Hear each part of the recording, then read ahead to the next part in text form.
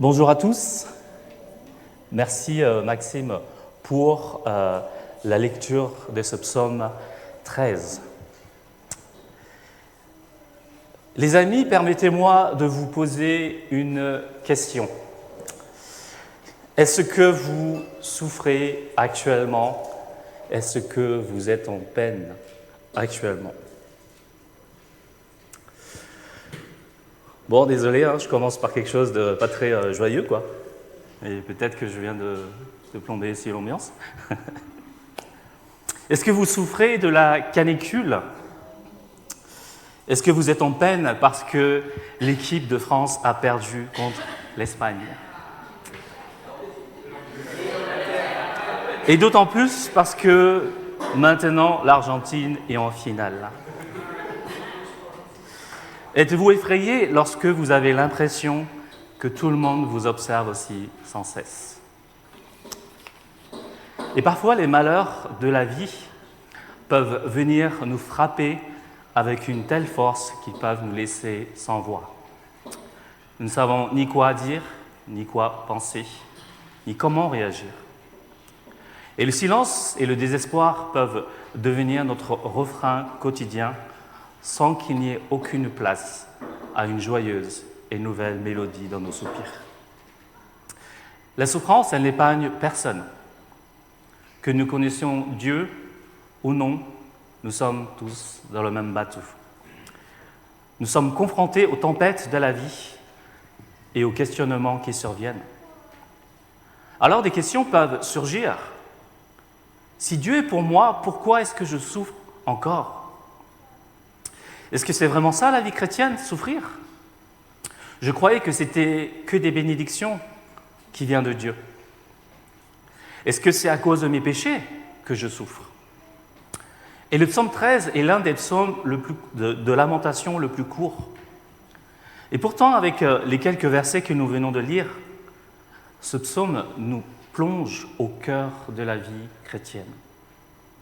Celle d'une personne qui connaît la souffrance, qui crie à Dieu, mais aussi qui place sa pleine confiance en Dieu.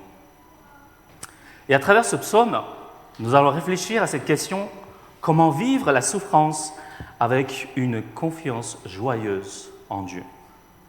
Et mon premier point, c'est que dans la souffrance, le croyant peut crier sa complainte à Dieu sans faux semblant, sans filtre. Ensuite, nous verrons dans un deuxième temps que face à la souffrance, la prière persévérante du chrétien est indispensable pour garder le cap. Et enfin, nous verrons que face à la souffrance, le chrétien peut placer sa foi dans le secours de Dieu avec une confiance joyeuse. Une complainte authentique, c'est ma première partie. Et David exprime sa souffrance sans masque. Je reprends les deux versets. Excusez-moi. Jusque dans les versets 2 et 3, David répète 4 fois ses complaintes. Jusque à quand? Jusque à quand m'oublieras-tu sans cesse? Seras-tu loin de moi? Aurais-je des soucis et des chagrins à longueur de journée? Jusque à quand mon ennemi aura-t-il le dessus? Et dans sa complainte, en fait, on découvre que David se sent complètement abandonné. Il se sent complètement oublié par Dieu. Et on voit qu'ici, il y a un marqueur de temps qui vient accentuer ce sentiment d'abandon. Sans cesse. Le silence de Dieu peut sembler si long que David le vit comme une souffrance interminable. Et pour nous, il peut être acceptable de vivre des épreuves si un meilleur jour se lève demain. Mais combien il peut être insupportable de vivre la souffrance, les épreuves, lorsqu'elles deviennent interminables. Lorsque nous traversons la souffrance, notre perception du temps est biaisée et chaque jour de souffrance paraît comme 1000 ans et notre foi peut en prendre un coup. On passe à une autre étape dans le « jusque à quand ». Non seulement David a l'impression que Dieu l'ait oublié, mais à cela s'ajoute le sentiment que Dieu l'ait rejeté. C'est un sentiment. Au lieu de juste que « à quand seras-tu loin de moi ?» on peut lire dans d'autres traductions « jusqu'à quand me cacheras-tu ton visage ?» Les épreuves sont un véritable sujet de souffrance pour beaucoup, mais pour l'homme de Dieu, imaginez que Dieu détourne son regard, ne plus avoir accès à la présence de Dieu est la plus douloureuse des souffrances. Lorsque le prophète était venu voir David pour dénoncer son adultère contre Bathsheba et le meurtre d'Uri, David était certainement prêt à accepter le juste jugement de Dieu. Mais une chose terrifiait David, et c'est ce qu'on voit dans le psaume 51, verset 13. « Ne me rejette pas loin de toi, ne me retire pas ton Esprit Saint. » Imaginez qu'on vous prive votre téléphone pendant 1 mois. J'imagine que pour certains, ce serait invivable, n'est-ce pas? Cette peur d'être abandonné et rejeté par Dieu, en plus de la souffrance quotidienne, peut amener le chrétien à vivre la dépression, et c'est ce qui suit au verset 3. « Jusqu'à quand aurais-je des soucis et des chagrins au cœur à longueur de journée ?» Peut-être que David a dû dire « Seigneur, tu peux tout m'enlever, mais si tu te détournes de moi, je serai à jamais perdu. Ma vie n'aurait plus de sens sans toi. » Est-ce que, en tant que chrétien, parfois, s'il y a quelque chose au fond de nous qui ne se passe pas bien, est-ce que cela peut être lié à notre éloignement dans notre communion avec Dieu? On peut se poser la question. Est-ce que le mal-être intérieur de l'homme est justement lié à l'absence de Dieu dans sa vie? On peut se poser la question. Est-ce que Dieu oublie vraiment?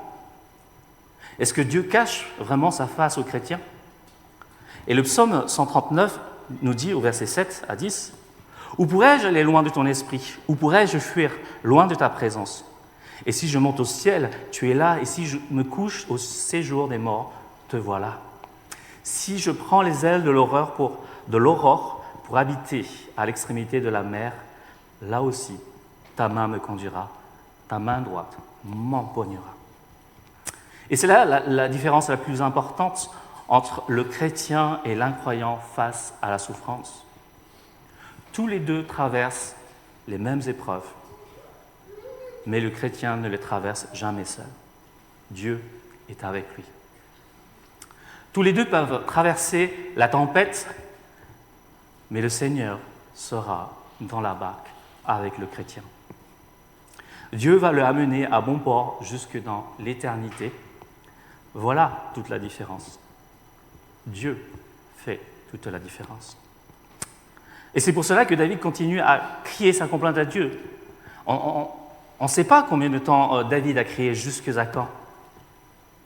Mais une chose est certaine, c'est que David ne dit pas « si Dieu viendra à son secours », mais il crie plutôt « quand Dieu viendra le secourir ». Sa complainte n'est pas une révolte contre Dieu, ni une tentative de forcer la main de Dieu pour servir des intérêts égoïstes, comme pour faire un caprice. Mais si David crie encore à Dieu, c'est parce qu'il garde l'espérance que Dieu interviendra en sa faveur.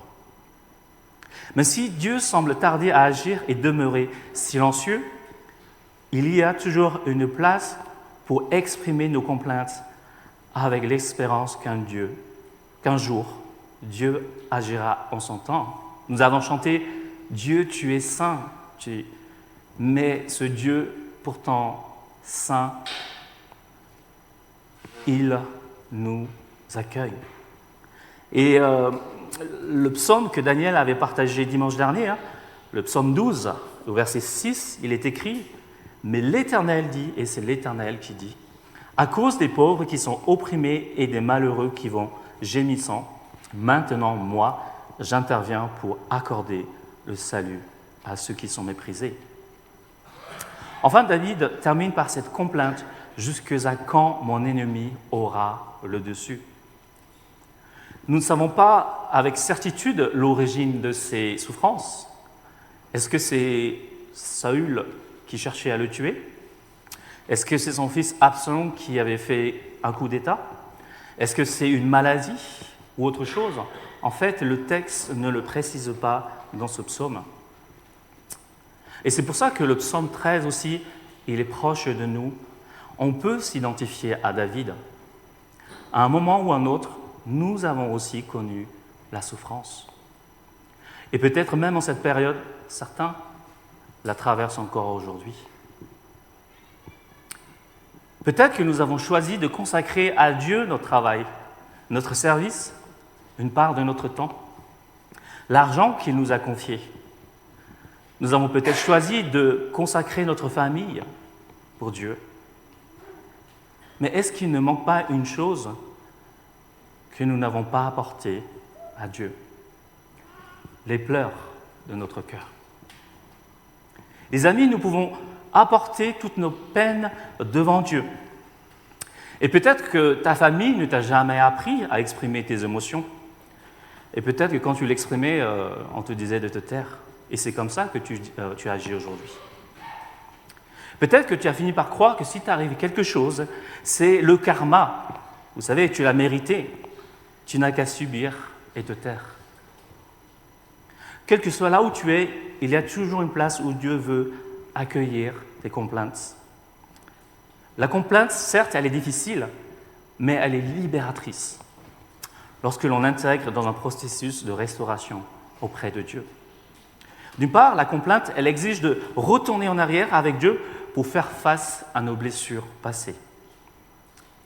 Et de l'autre côté, la complainte est le moyen de rester honnête avec Dieu, avec nous-mêmes, concernant nos souffrances présentes.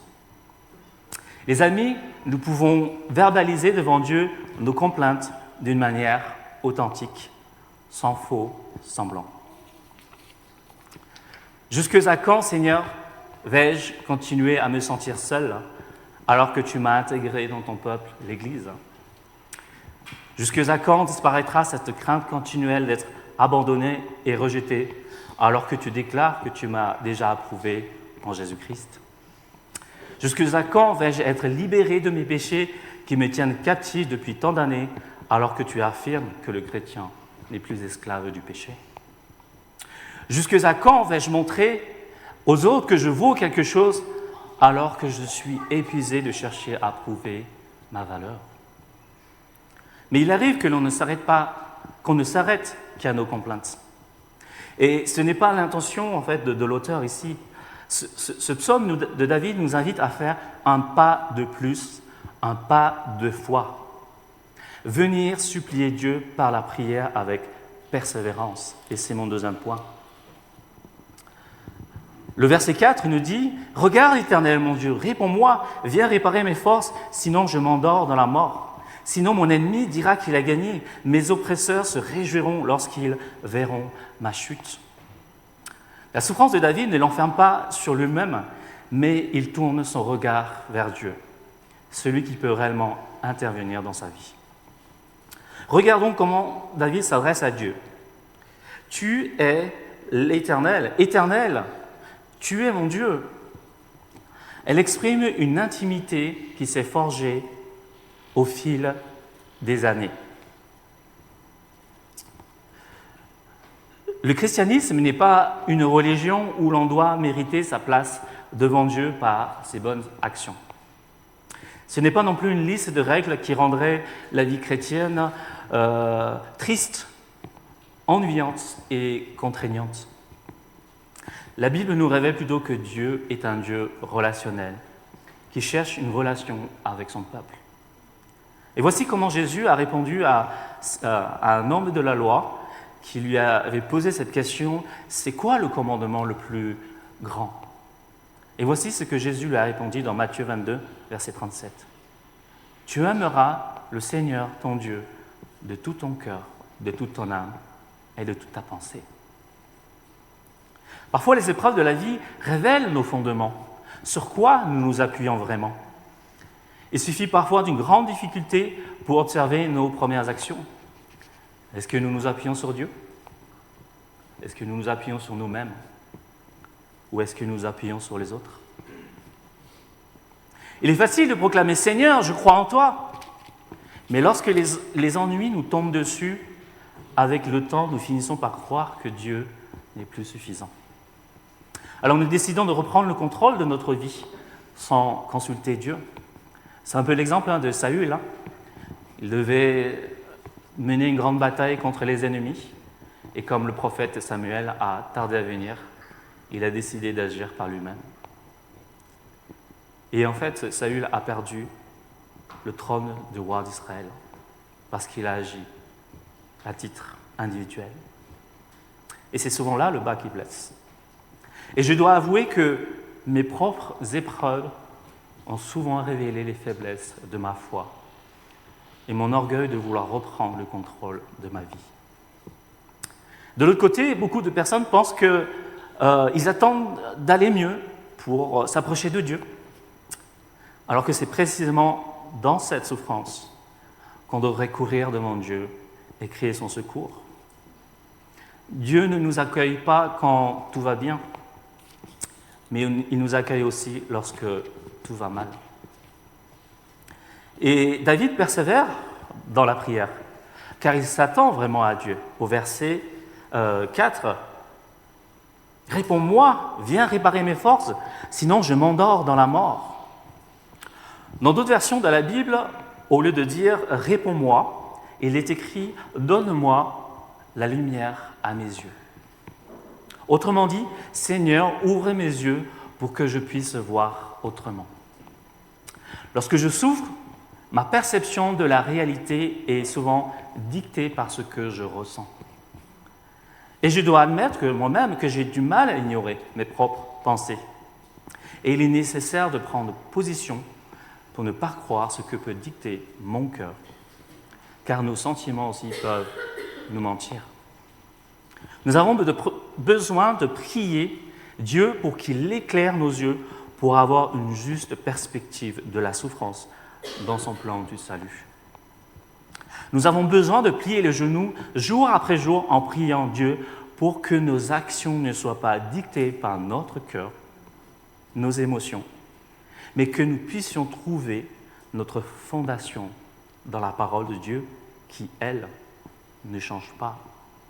Ouvre mes yeux pour que je puisse voir autrement. Et David l'avait bien compris. Il avait compris que les ressources pour sa délivrance ne se trouvaient pas en lui-même, mais en Dieu seul.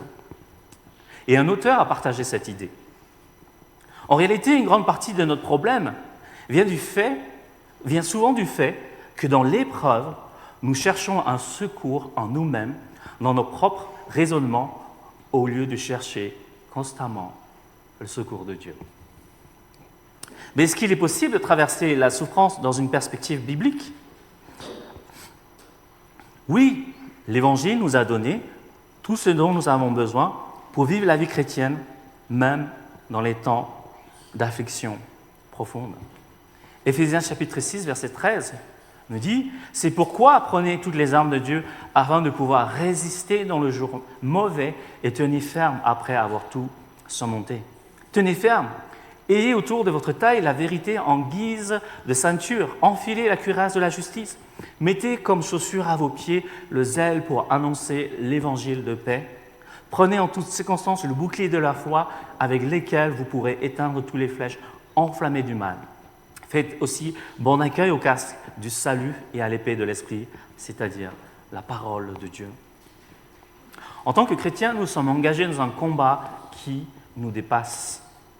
Un combat spirituel tellement intense que si nous négligeons une seule de ces armes qui vient d'être lue, nous serions rapidement balayés sur la ligne de front. Nous devons apprendre à utiliser toutes ces armes. Imagine que cet après-midi, on vous invite à aller faire un marathon de 42 km. Pour ma part, je trouverai les meilleures excuses pour ne pas y aller. Pourquoi? Parce qu'en fait, je ne me suis pas entraîné. Et si l'on ne le fait pas, si on ne s'entraîne pas à exercer ces armes spirituelles que Dieu nous a données, voici ce qui se passera. Le psaume, le verset 5 nous dit « Sinon mon ennemi dira qu'il a gagné. Mes oppresseurs se réjouiront lorsqu'ils verront ma chute. » Dans les psaumes, on retrouve beaucoup ce triptyque entre Dieu, nous et les ennemis. Nous pouvons être les victimes de l'abus de pouvoir de certaines personnes.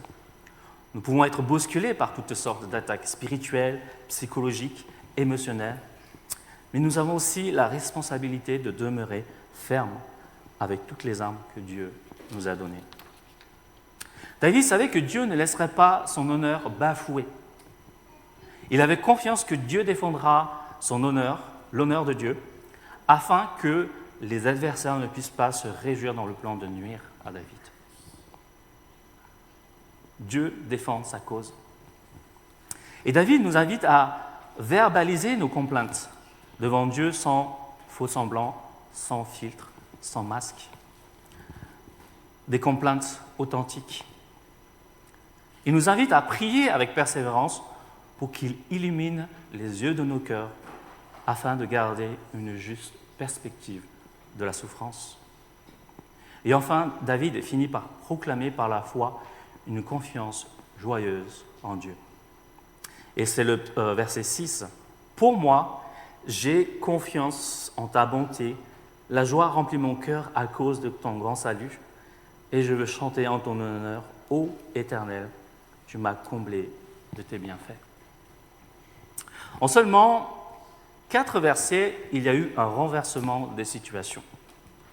David est passé de « jusque à quand » à « j'ai confiance en ta bonté, la joie remplit mon cœur ». Et ce verset, en fait, pour moi, c'est certainement le plus difficile à mettre en pratique lorsque je vis des épreuves. L'abattement, le découragement serait plutôt la réaction la plus naturelle. Et pourtant, David arrive à proclamer une joie profonde. On ne sait pas combien de temps David a dû vivre à la souffrance avant d'être rempli réellement de joie. Peut-être des années. Et ce changement d'attitude ne provient pas d'une capacité personnelle à mieux supporter les épreuves. Le secret de David ne vient pas de la grandeur de sa foi, mais plutôt dans la grandeur de l'objet de sa foi. David avait placé toute sa confiance en Dieu, le Dieu éternel qui n'est pas limité dans notre espace-temps, car pour lui, un jour est comme 1000 ans. Dieu n'est jamais en retard. Ce Dieu qui est infiniment plus grand que toutes les épreuves que nous pouvons traverser. Et c'est une proclamation par la foi que David a fait. Le verset 6, pour moi, dans d'autres versions, ils vont dire « mais moi ». David prend position, malgré la souffrance, le silence apparent de Dieu, les prières répétées. David choisit de placer sa confiance dans le caractère de Dieu, car il croit que Dieu va le sauver. Et on peut se poser la question, mais pourquoi Dieu ferait cela ? Parce que Dieu est bon. La bonté de Dieu, ce n'est pas une idée, vous savez, réconfortable pour fuir la réalité de la souffrance. La bonté de Dieu, elle fait partie intégrante de l'identité de Dieu. Dans Exode 34, Dieu se révèle à Moïse comme le Dieu plein de miséricorde, le Dieu compatissant, lent à se mettre en colère, fidèle, son amour dure à toujours. Il est le Dieu qui pardonne le pécheur quand il se repent. Il est juste pour punir le méchant. Et même quand il punit, il juge selon sa bonté et sa sainteté. Dans le jardin d'Éden, en Genèse, Satan avait réussi à faire chuter Adam et Ève en mettant en doute la bonté de Dieu. Alors qu'en interdisant de manger le fruit de la connaissance du bien et du mal, Dieu avait au contraire démontré sa bonté, car il avait interdit ce qui était mauvais pour Adam et Ève. Quand Dieu ordonne quelque chose, ce n'est pas pour nous priver d'une joie complète, mais c'est toujours pour notre bien. Lorsque nous connaissons le caractère de la bonté de Dieu, cette certitude nous remplit d'espérance et nous permet de rester ancrés dans ses promesses, quand même Dieu semble tarder. Et tout comme David, nous pouvons venir par la foi et demander à Dieu de nous secourir. Dieu n'est pas un Dieu lointain, indifférent, mais il se révèle comme un Père aimant, attentionné, soucieux de nos souffrances. Il ne donnera pas des mauvaises choses, ni des choses médiocres, mais Dieu donnera de bonnes choses pour ceux qui les lui demandent. Le caractère permanent de la bonté de Dieu transforme notre peine à la joie. Et c'est l'idée dans Philippiens chapitre 4.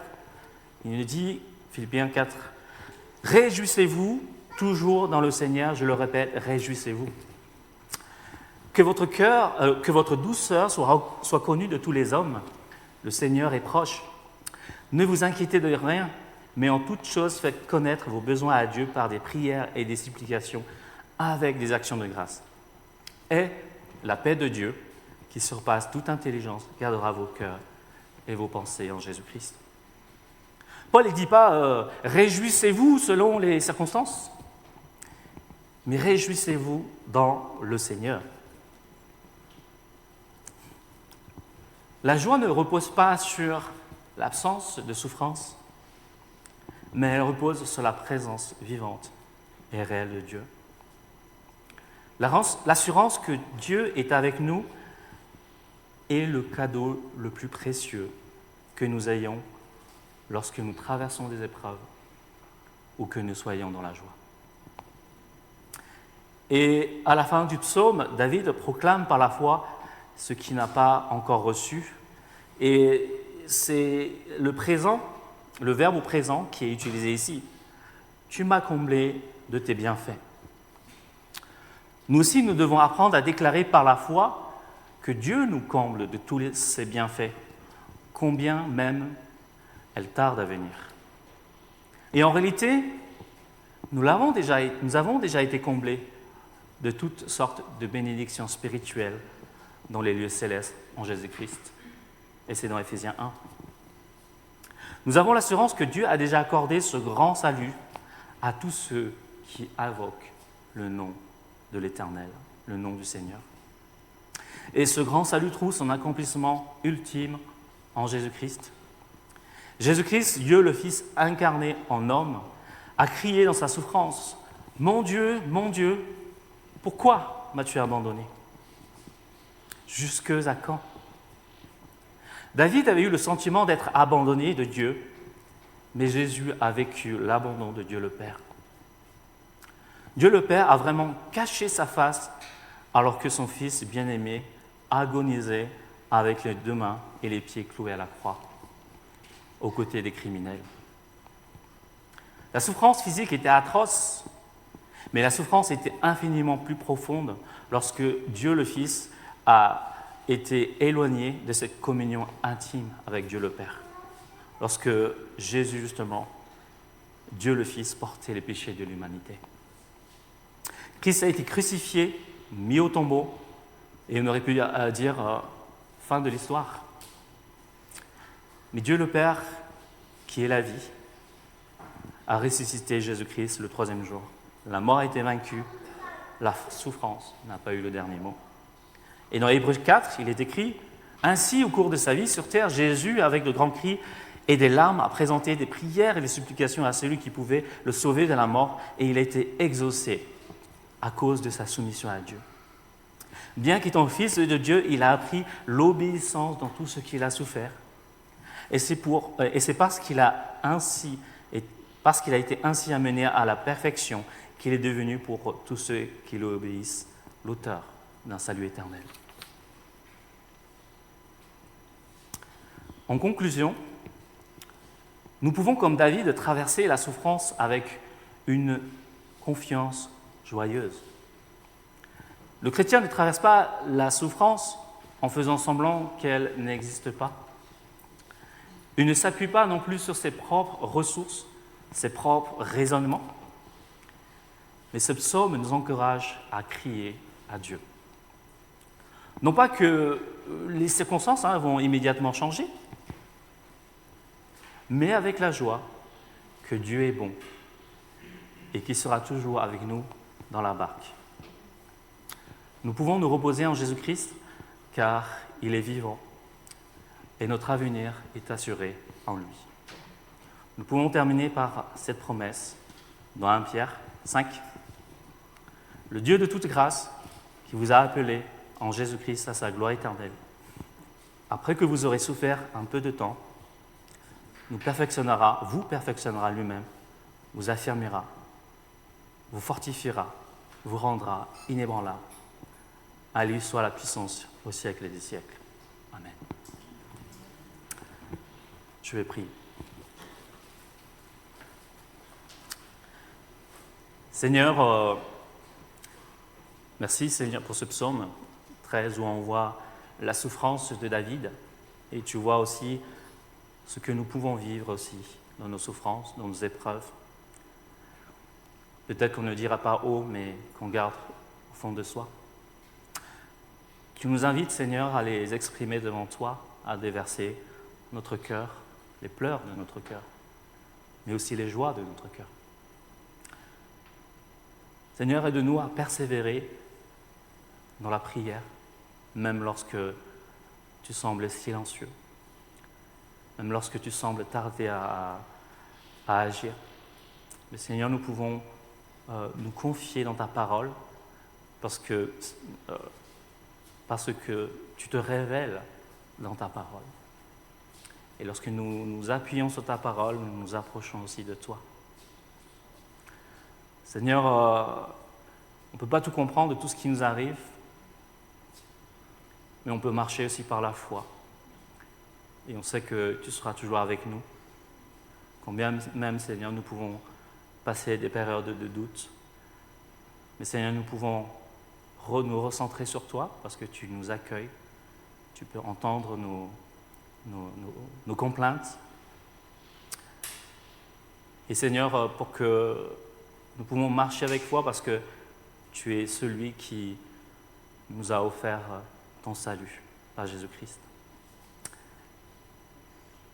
Et que ton nom, Seigneur, soit glorifié, honoré, et qu'on puisse voir, Seigneur, qu'un jour, tu reconnaître que tu es le grand Dieu, l'Éternel, qui mérite toute la gloire. Au nom de Christ, amen.